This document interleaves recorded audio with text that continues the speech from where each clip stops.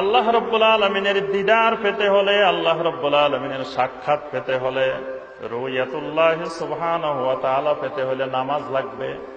নামাজ ছাড়া আল্লাহ রাব্বুল আলামিনকে দেখা সম্ভব না। আল্লাহ রাসূল সাল্লাল্লাহু আলাইহি ওয়াসাল্লাম একদিন পূর্ণিমার রাতে চাঁদের দিকে লক্ষ্য করে সাহাবায়ে কেরামদেরকে বললেন, ইন্নাকুম সাতারাউনা রাব্বাকুম কামা তারাউনা হাযাল কামার।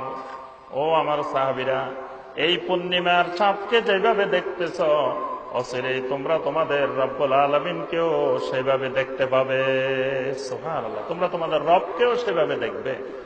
তখন সাহাবায়ে কেরামের মনে, সবার মনে বাসনা জাগলো, হায়রে কোন আমল করলে আল্লাহরে দেখা যাবে, কোন আমল করলে আমার মাওলারে দেখতে পাবো। সারাটা জীবন যে মাওলার জন্য লক্ষ লক্ষ বার সেজদা করলাম, সেই মাওলারে একবার নিজের চোখে দেখলাম না। যে মাওলার জন্য রাতে আরামের ঘুমকে হারাম করে দিলাম, সেই মাওলারে একবারে চোখ দিয়ে দেখলাম না।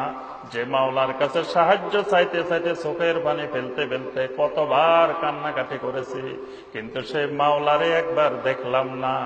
আরে সেই মাওলারে কিভাবে দেখতে পারি? সেই আল্লাহ কোথায় আছে, তাকে কিভাবে আমি দেখব? আল্লাহ রাসূল সাল্লাল্লাহু আলাইহি ওয়াসাল্লাম সাহাবায়ে কেরামদেরকে ওই আমলটিও সাথে সাথে বলে দিলেন। নবী সাল্লাল্লাহু আলাইহি ওয়াসাল্লাম বললেন, ফাইনিস্তাতাতুম আল্লাহ তুগলাবু আলা সালাতিন ক্বাবলা তুলুইশ শামসি ওয়া ক্বাবলা গুরুবিহা ফাফআলু। আমার উম্মতেরা, আমি রাসূল তোমাদেরকে নির্দেশনা দিয়ে যাচ্ছি, যদি তোমার পক্ষে সম্ভব হয়, সূর্য ডুবার আগে আর সূর্য উঠার আগে, এই দুইটা নামাজের আগে দুনিয়াবি কোনো কাজকে তুমি অগ্রাধিকার দিও না। আল্লাহু আকবার।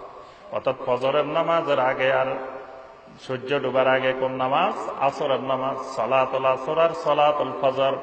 এই দুই সালাতের সময় দুনিয়ার যত তোমার কাজ আসুক, কোন কাজকে তুমি অগ্রাধিকার দিবা না। আগে তোমার সালাত, তারপরে তোমার দুনিয়াবি অন্য কাজ।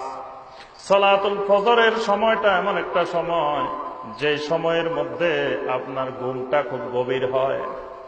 সারা রাত যদি কারো ঘুম না আসে, তারে ঘুমের ওষুধ খাওয়াইও যদি ঘুম দেওয়ানো না যায়, ফজরের সময় হলে কোনো ওষুধ, বড়ি, ট্যাবলেট কিছুই লাগবে না। ফজরের সময় হওয়ার আগ দিয়ে যদি ঘুম দেয়াইতে পারেন, অতি সহজে ওষুধবিহীন ভাবে সুন্দরভাবে আরামে তার ঘুম হয়ে যাবে। আল্লাহ রাসূল সাল্লাল্লাহু আলাইহি ওয়াসাল্লাম বলেন, বান্দা যখন রাত্রে, মুমিন বান্দা ঘুমায়, ইয়াকিদু শায়তানু আলা রাসিহি সালাসা ওয়াকাদিন, শয়তান তখন তার মাথার পাশ দিয়ে এসে তার মধ্যে তিনটা গিরা দেয়। ঘুমানোর সাথে সাথে শয়তান এসে তিনটা গিরা দিয়ে বসে থাকে।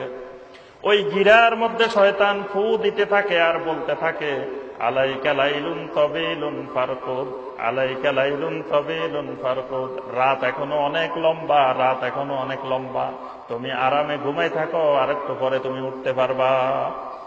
রাতে ঘড়ির মধ্যে দেখলেন এখন রাত 2টা, বললেন যে আরে ফজরের আযান হবে 5টার পরে, আরো দেরি আছে, আরেকবার ঘুমাইলেন। কতক্ষণ পরে দেখলেন আপনার ঘড়িতে 4টা, বললেন যে আরো তো 1 ঘন্টার উপরে সময় আছে। কতক্ষণ পরে দেখলেন 5টা, বললেন যে আমাদের হুজুর এখনো উঠতে পারে নাই, উঠতে একটু দেরি আছে, এখনো তো আযানও হয় নাই, আর একটু ঘুমাইলেন। একটু পরে উঠে দেখবেন আপনার ঘড়িতে বেজে গেছে 7টা। কোনখান দিয়ে যে মাঝখান দিয়ে 5:40-45 ফজরের জামাত চলে গেছে, আপনার আর খবর হইল না। এই জন্যই নবী সাল্লাল্লাহু আলাইহি ওয়াসাল্লাম বলছেন, এই ফজরের সালাতের সময়কে তুমি এত বেশি গুরুত্ব দিবা।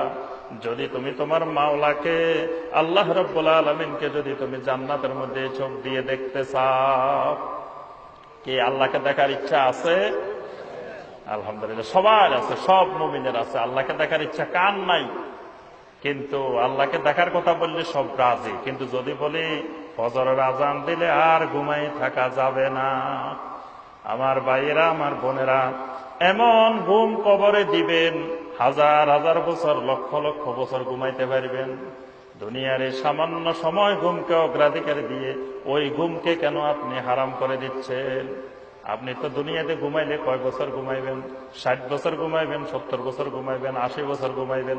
কবরে গিয়ে এমন লম্বা ঘুম দিবেন, এক ঘুমের মধ্যে আপনার হাজার হাজার লক্ষ লক্ষ বছর চলে যাবে ঘুমের মধ্যে।